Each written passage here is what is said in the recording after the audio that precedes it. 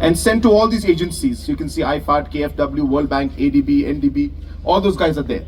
And Government of India has to approve it. And their standards are very, very high. So just to share with you, most of the northeastern states, except maybe Assam, have EAPs less than 1,000 crores. So all the other smaller states are about 1,000 crores. Ours is 12,166 crores. Now, how does this work, the funding? Out of this 12,166 crores, Meghalaya has to spend 20% upfront. So it's not a loan. So 20% we have to give, we have to spend.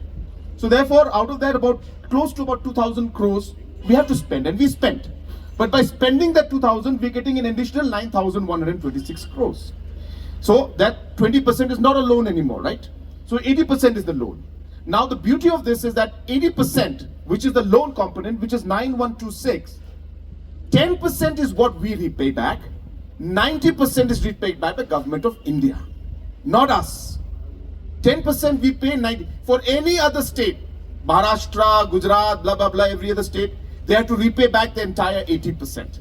So Government of India is repaying back 90% of that 9,126, and we are only paying back 10% and 20%. So effectively speaking, 28% is what we have to bear, and 72% is what Government of India pays for us from the entire amount. So that's what it is, and that's why these projects are very good. I just shared with you this 12,166 was 12,166 compared to any other state in the Northeast, which is less than 1,000, most of them. We were actually at 18,000 almost. And then I had a meeting with Finance Minister. This means now that it's almost been 2 years, I can openly talk about it. And Finance Ministry said Meghalaya is taking too much. And the other Northeast states are not getting anything. So we are going to cap it now. You cannot take any more than this. Though the banks, the World Bank, the ADB, the IFAD, all of them have asked us to please take more because they're happy with our performance. Just to share, I met the country head of IFAD just for about 4 days back. And in 2018, there was a project called MEGLAMP. This MEGLAMP project was going on for about 3 years before we came in. And IFAD met me right after I took over and said, we're closing this scheme because you guys are not performing. I said, we just came in. Can you give us 6 months to at least look into this? They said, well, we'll give you 6 months, but after that we're closing this project because this project is not going well. And we started the work to revamp, and that actually was the beginning of how we got into EAPs aggressively. And you'll be happy to know that in the recent IFAD global conference they had in Rome, Dr. Vijay was invited. There were 4 projects they had taken up from the whole globe. In every country, the top 4 projects were selected. And I'm happy to inform you that Meghalaya's MEGLAMP project, which was supposed to be closed in 2018 because of non-performance, was selected as one of the top projects globally to be presented by Dr. Vijay in Rome in the IFAD conference. And that's how we're going. But sadly, what happened because of our aggressiveness, Government of India has now put a cap on who can take, because Madam says simple thing. He said, Conrad, you take the money and I repay back? How can this go on? Because it's true, they're repaying back. So we do our work, we convince World Bank, we convince the Department of Economic Affairs, we convince everybody else, all the work is done. And then suddenly, we take the money and then Government of India has to repay back the loan. So Madam has said very clearly that we cannot give this open-ended, we'll put a cap. But what we're trying to say is that this is another source of revenue or fund that we have tapped very successfully. So SASKI, centrally sponsored schemes, externally aided projects. This is how we are funding the economic growth. So again, coming back, it is not borrowings. Borrowings is a very, very small part of what we take. The maximum is funded by these kind of funding. Some of the whether will be there any special reserve fund or something for this conservation, especially for those who come from a very, very poor. Yeah. Okay, this is a great. So what we have done is that we have created a fund called CM Care Plus. This CM Care Plus fund is a fund which is meant, we have not structured the whole thing, that's why we're doing it on a piecemeal basis. But I can announce it this. I think we'll go into detail. It's a very good suggestion. So what we're doing is exactly what you said.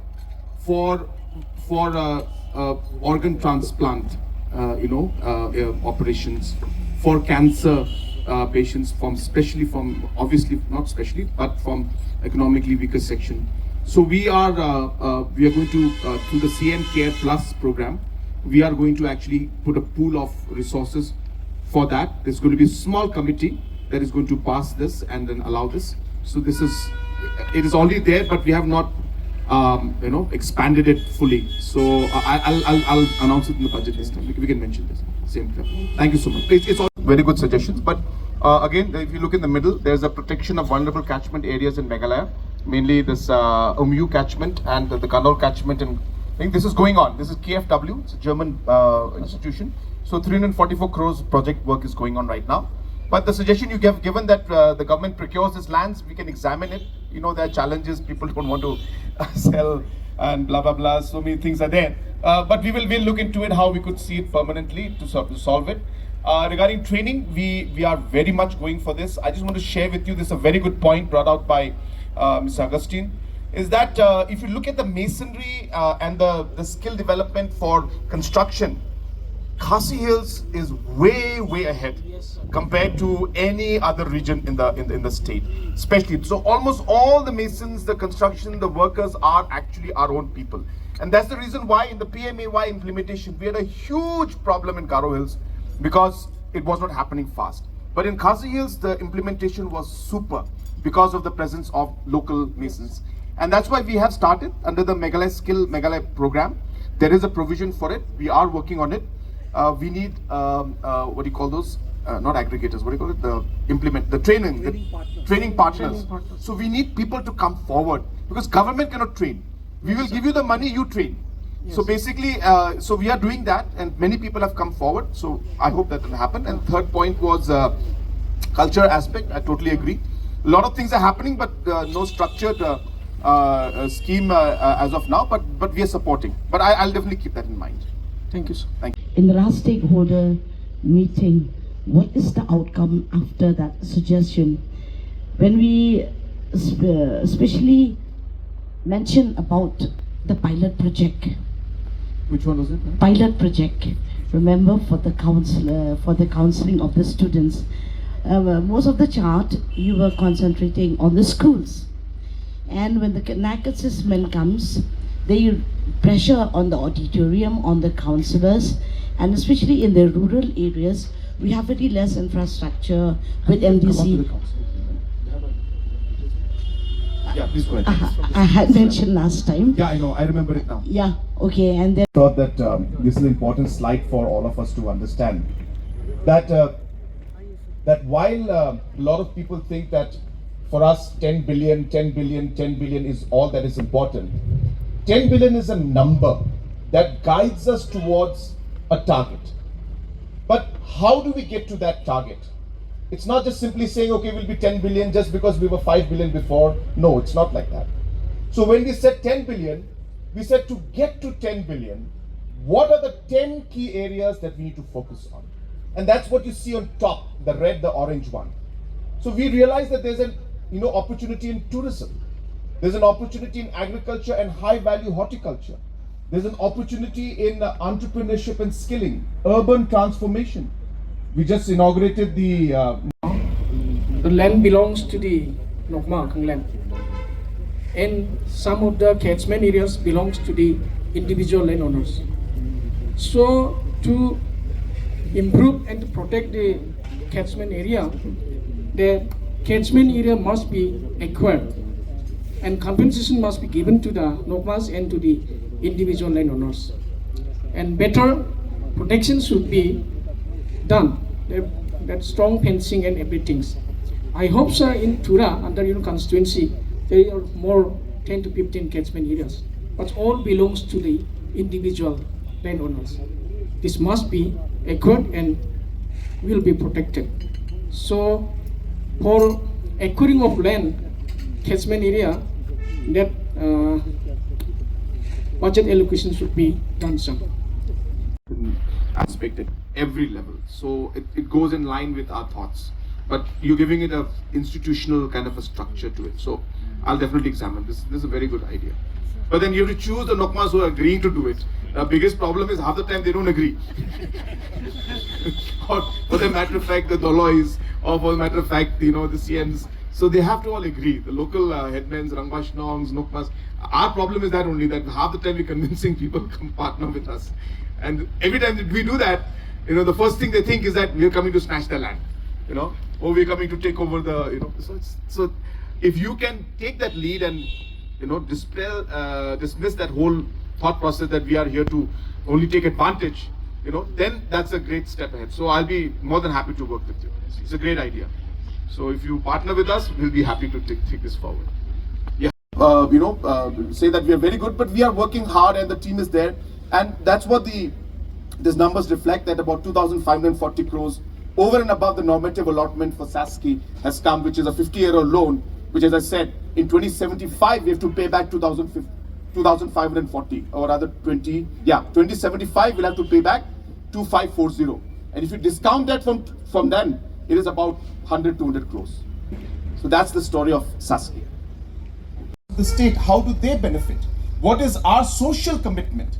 What is our equity commitment to the people of our state? And that's where, while we grow, we want that growth to be targeting certain commitments that we make to the people. And that means improved connectivity and mobility, housing for all, pipe drinking water for all. So these are commitments, affordable health care for all. And therefore our investments we make and the growth that we achieve and the expenditure of the government that is made will work towards ensuring that while the economy is growing and moving forward because of government expenditure, these commitments that we have made to the people are kept in mind. And how we will do it, each one has been worked out. So I just wanted to share that aspect also. So that multiplier effect of if the government is spending, public expenditure has grown 3 times over the, since 2014, if I'm not mistaken. Yeah, and borrowing too much, we're borrowing too much, everything is done by borrowing, we're taking money. This is AG numbers. Right now, out of the 21,757 crores, 16,312 are our own resources. And only 2,370 is borrowings, which is as per Government of India and Reserve Bank's norms. So this is a very, very important slide. We will share this with all of you because we want all of you to understand this. But I just wanted to stress on that because I know, the mind, a lot of you must be thinking, okay, we're growing, we're spending, but where's the money coming from? Money is coming from the taxes that we collect. And we'll explain to you what those taxes are. I think there's a chart on the taxes part here. Thank you, sir. So yeah, in the nation. So there is a plan and a roadmap worked out in each of these areas, and how that will create jobs for our people has also been worked out. So that's what these 10 things are. This is just a summary. Numbers, but definitely the steps have been taken for the counseling, because this was something that, as you correctly said, that in many of the assessments, this is a very important part, and a lot of the schools have asked for that. So we have started. I don't have the details. I would request if our team can take a note of this, and please ask the education department to please send a note to madam about what has been done. So I will number of problems were solved. So from 22 to 32 is this very ambitious vision where we have to further solve the existing problems, build on what we have achieved, and that's why we call this the transformation phase, acceleration and delivery. And from 2032 to 2047, which is the Honorable Prime Minister's, the nation's vision of a Viksit Bharat, India becoming a developed country, there we consolidate and we become a $100 billion. Question is about the total debt burden of the state. It was mentioned that it was about 2,300 something crores this year which was taken. But that's only this year, right? So over time, what's the total? It's a consolidated number. That's the number, right? They said 36% of our GDP. So how much does that so our GDP is 66,000 last year, 66,000. It's in the range of 18,000, 19,000 crores. Okay. Thank you. Which is as per, as I said, the norms that the Government of India and permission the government. Thank you so much. I would request Government of Meghalaya if they can have some kind of a database in terms of remittances, the trends, the inflow, the end-use utilization patterns and all. Things have been, and then we will discuss about the budget 2026-2027. Once again, I welcome you all And thank you all for taking your time for coming to this pre-budget consultation. Thank you so much. Most of the people here, I think we are enlightened by what is going on. But then, I was here, I participated in Niti Ayog indicators for Meghalaya, the debt index. And I find that most of the indicators are very positive, except for the debt burden, the debt to GSDP ratio. This has crossed, as you've already. Yeah, totally. And the beneficiary would be the government and the people and our projects, because most of the climate change projects are time bound, has to do in a large scale, which require mechanization, and that's where they are going to earn their livelihood, which will be much better, including all your EAP programs that can be used. So that is the reason why we want this to be pushed very hard. I mean, I'm not saying it's going to be again done immediately, but it's definitely on the cards. We are working on it. But keep us in the consultation. Yeah, absolutely. Because no, as you said.